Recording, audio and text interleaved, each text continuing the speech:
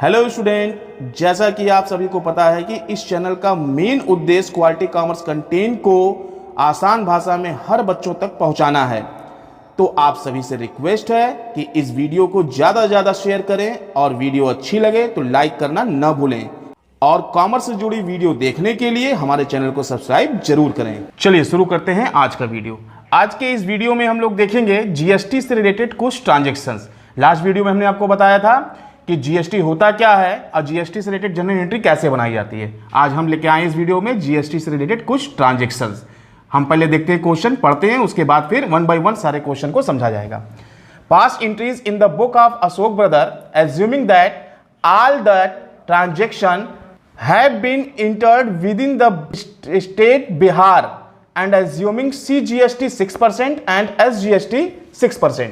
यहाँ CGST जो है वो 6% है, SGST भी 6% है।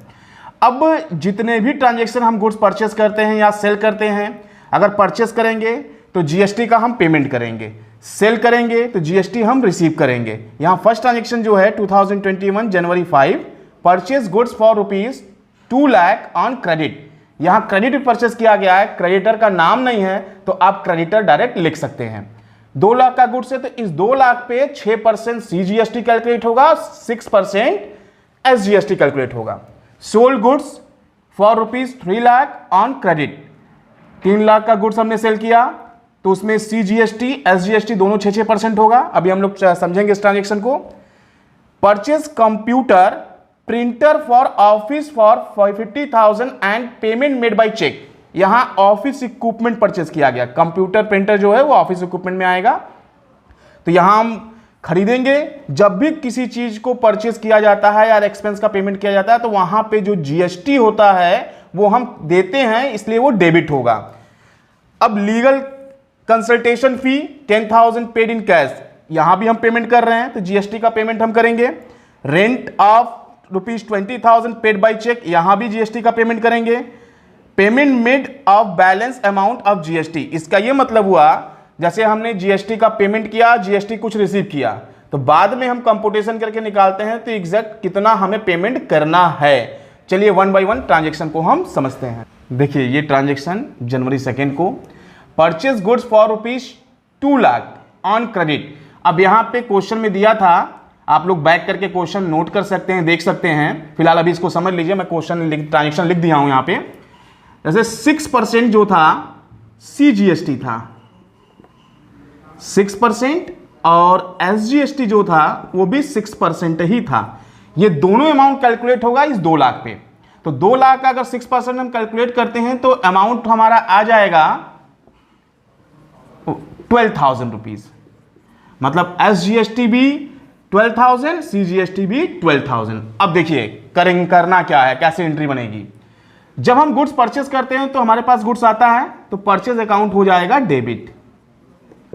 परचेज अकाउंट डेबिट, अमाउंट कितना होगा 2 लाख। अब 2 लाख का हमने गुड्स परचेस किया, सीजीएसटी पेमेंट किया 12,000, एसजीएसटी पेमेंट किया 12,000, तो दोनों ही डेबिट होगा कि दोनों का पेमेंट हम कर रहे हैं। और जब पेमेंट कर रहे हैं तो वहां पे वो इनपुट होगा, input CGST account debit, input SGST account debit. Amount दोनों में ₹12,000। अब क्या करेंगे, पेमेंट तो हमें करना होगा। पेमेंट हम करेंगे बैंक अकाउंट या कैश अकाउंट का पेमेंट कर सकते हैं। लेकिन यहां पे जब हम खरीदे थे तो वो देखिए क्रेडिट था, तो बैंक के जगह हम बैंक नहीं लिखेंगे क्योंकि पेमेंट तो हमने किया नहीं। हम क्या लिखेंगे इसके जगह, क्रेडिटर्स, मतलब जिससे खरीदा है उसका नाम। फिलहाल यहां नाम नहीं दिया है इसलिए हमने क्रेडिटर लिख दिया है। अब इस अमाउंट को टोटल जोड़ के यहां पे लिख सकते हैं 2,24,000। चलिए देखते हैं नेक्स्ट ट्रांजेक्शन। देखिए यहां पे sold goods for ₹3 lakh on credit. हमने क्रेडिट पे गुड्स सेल किया। क्रेडिटर का जब क्रेडिट पे गुड किसी को सेल करते हैं तो उनको हम डेटर्स बोलते हैं, तो डेटर्स डेबिट हो जाएगा, डेटर्स डेबिट।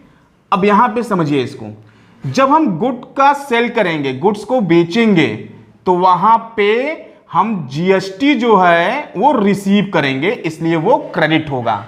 तो जो एंट्री बनेगी हमारे पास, to sales account to output CGST to output SGST. अब अमाउंट क्या होगा, 6% रेट फिक्स था, तो 6% अगर कैलकुलेट करते हैं हम इसका, तो 18,000 रुपीज आएगा। तो इस 3 लाख का 6%, तो बेटा सेल का अमाउंट यहां पर जो दिया गया है वो कितना होगा, 3 लाख होगा, 18,000 सीजीएसटी, 18,000 एसजीएसटी। अब टोटल हम इसको ऐड कर लेंगे, 3,36,000 रुपीज। ध्यान ये दीजिएगा कि जब भी हम जीएसटी रिसीव करेंगे तो वो क्रेडिट होगा। जब हम गुड्स बेचेंगे, डेटर्स को बेचा तो इनसे जीएसटी रिसीव करेंगे, तो रिसीव करेंगे तो वो क्रेडिट होगा। जब हम परचेस करेंगे तो जीएसटी का पेमेंट करेंगे, इसलिए वो डेबिट होगा। और जब पेमेंट करेंगे तो जीएसटी इनपुट होगा, और जब रिसीव करेंगे तो जीएसटी आउटपुट होगा। चलिए देखते हैं नेक्स्ट। देखिए, purchased computer printer ₹5 lakh and payment made by cheque. अब हम पेमेंट कर रहे हैं तो यहां पे जीएसटी इनपुट होगा, तो जो एंट्री बनेगी वहां पे कंप्यूटर प्रिंटर होगा डेबिट। इसको हम ऑफिस इक्विपमेंट भी लिख सकते हैं या कंप्यूटर प्रिंटर भी लिख सकते हैं। चलिए देखते हैं। ऑफिस इक्विपमेंट अकाउंट डेबिट, ये डेबिट इसलिए हो रहा है क्योंकि कंप्यूटर हमारे पास बिजनेस में आ रहा है। Debit what comes in. जिन लोगों ने डेबिट एंड क्रेडिट के रूल्स नहीं देखे हैं, डिस्क्रिप्शन में लिंक दिया गया है, वहां से सारी चीजें आप देख सकते हैं या हमारे चैनल पे विजिट कर सकते हैं। ऑफिस इक्विपमेंट डेबिट होगा 5 लाख से। इनपुट सीजीएसटी अकाउंट डेबिट, 6% इस पे लगेगा, 30,000। इनपुट एसजीएसटी अकाउंट डेबिट 30,000, 6% दोनों सेम था। टू बैंक, यहां बैंक इसलिए किया गया है कि चेक जो पेमेंट है वो चेक से किया गया है, payment made by cheque. Amount हम जोड़ लेंगे 5,60,000 रुपीज। चलिए देखते हैं नेक्स्ट ट्रांजेक्शन। यहां पे legal consultation fee of ₹10,000 paid in cash, ये भी एक्सपेंस है। हम पेमेंट करेंगे, जब भी पेमेंट करेंगे तो जीएसटी इनपुट होगा, वो डेबिट होगा। जो एंट्री बनेगी, ये तो एक्सपेंस हमारा है, इसको लीगल फी भी बोल सकते हैं हम। Legal fee account debit, input CGST account debit, output SGST account debit to cash account. Cash इसलिए किया गया क्योंकि कैश से पेमेंट किया गया है। अमाउंट देख लेते हैं हम, 10,000 का 6% होगा 600 रुपीज, एंड इसमें भी 600, तो टोटल ऐड कर लेते हैं हम 11,200 रुपीज। चलिए देखते हैं नेक्स्ट एंट्री।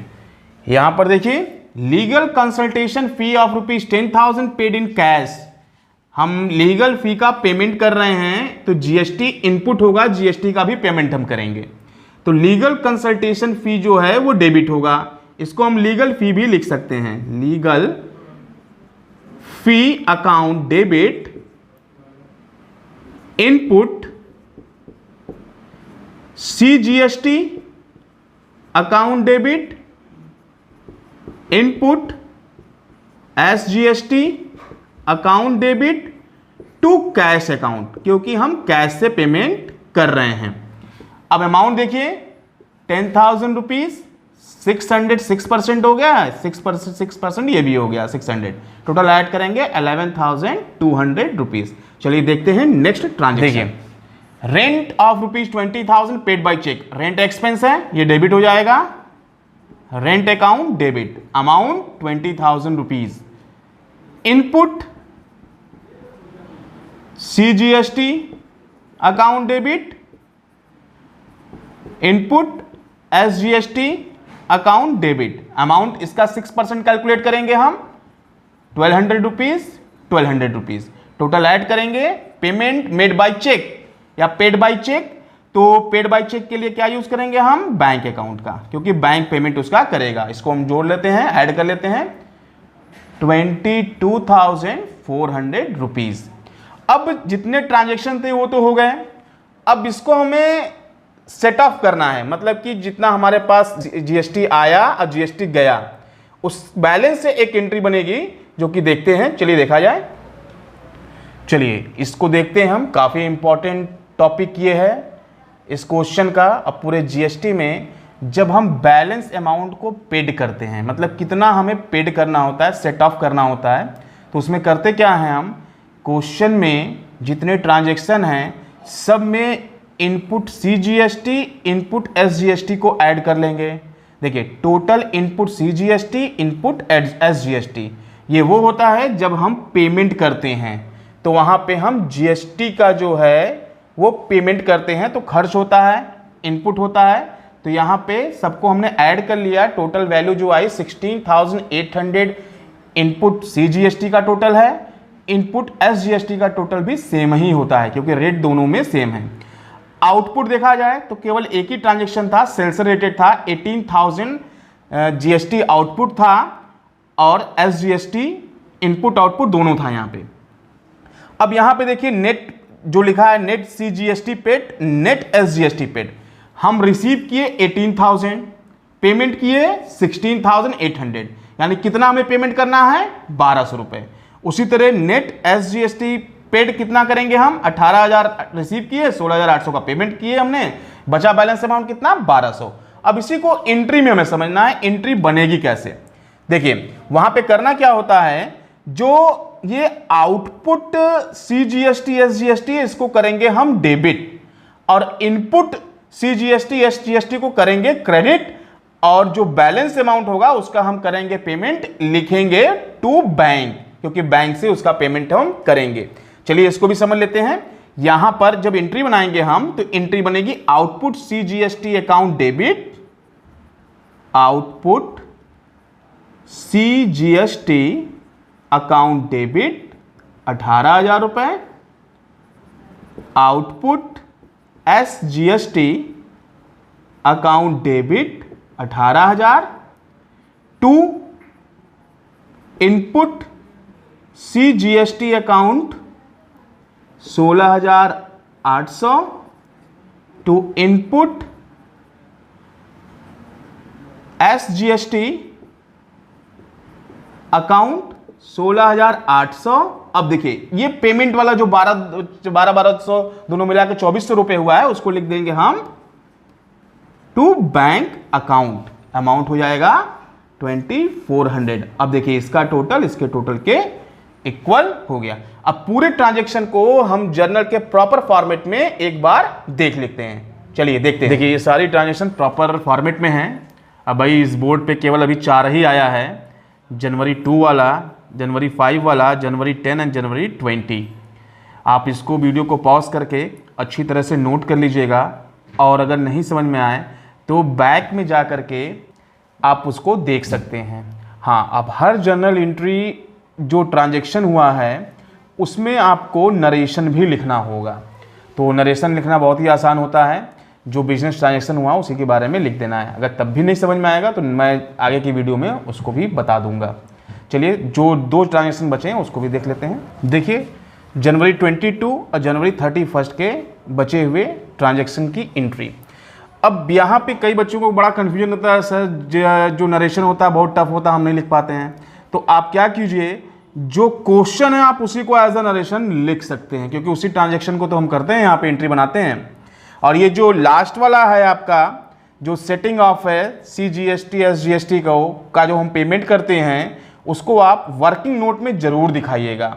आप वीडियो को बैक करके देख सकते हैं, वहाँ मैं प्रॉपरली आपको समझाया हूँ, उस तरह आप वर्किंग नोट में जरूर शो कीजिएगा। आज के लिए बस इतना ही, मिलते हैं नेक्स्ट वीडियो में। घर पे रहिए, सुरक्षित रहिए, पढ़ाई हमारे साथ जारी रखिए। धन्यवाद।